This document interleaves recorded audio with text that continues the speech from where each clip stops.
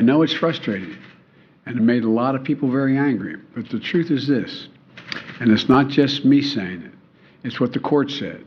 When you read the decision the court has made clear, it will not protect the rights of women, period. After having made a decision based on a reading of a document that was frozen in time in the 1860s, when women didn't even have the right to vote, the court now practically dares the women of America to go to the ballot box and restore the very rights they've just taken away.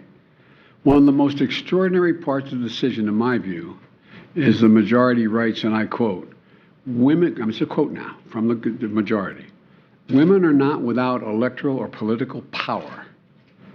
It is noteworthy that the percentage of women who register to vote and cast a ballot is consistently higher than the percentage of the men who do so. End of quote.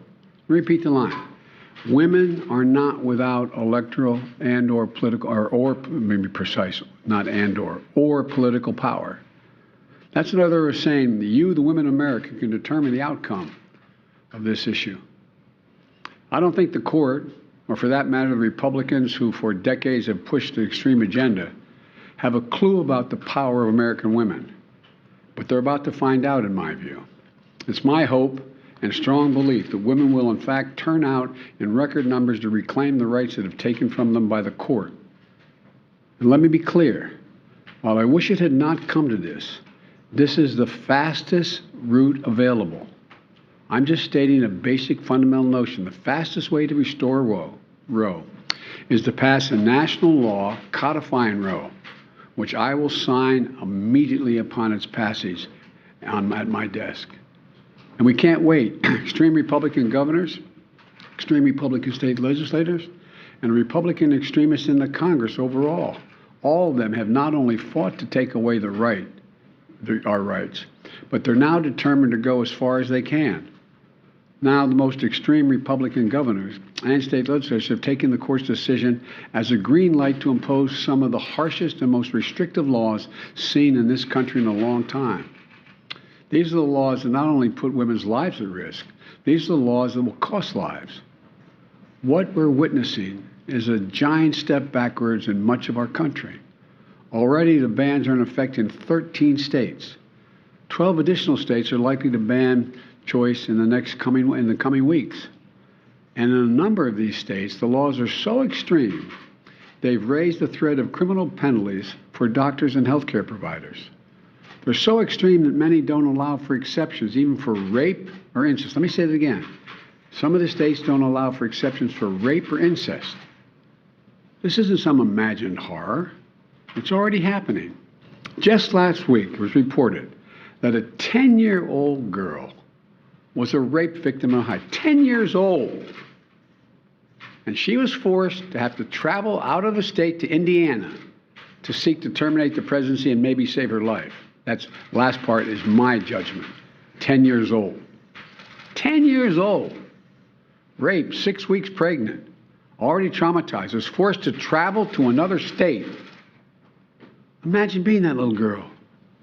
I'm serious. Just imagine being that little girl, 10 years old.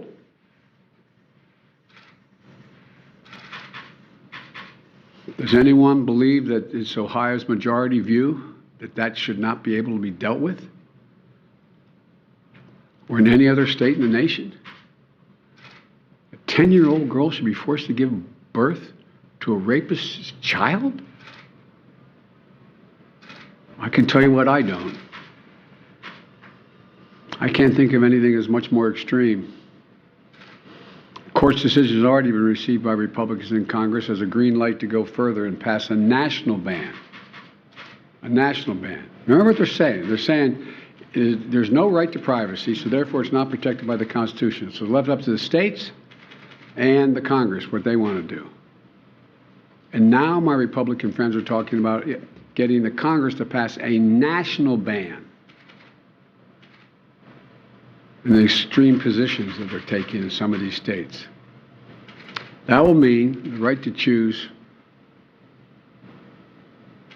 will be illegal nationwide if in fact they succeed. But let me tell you something.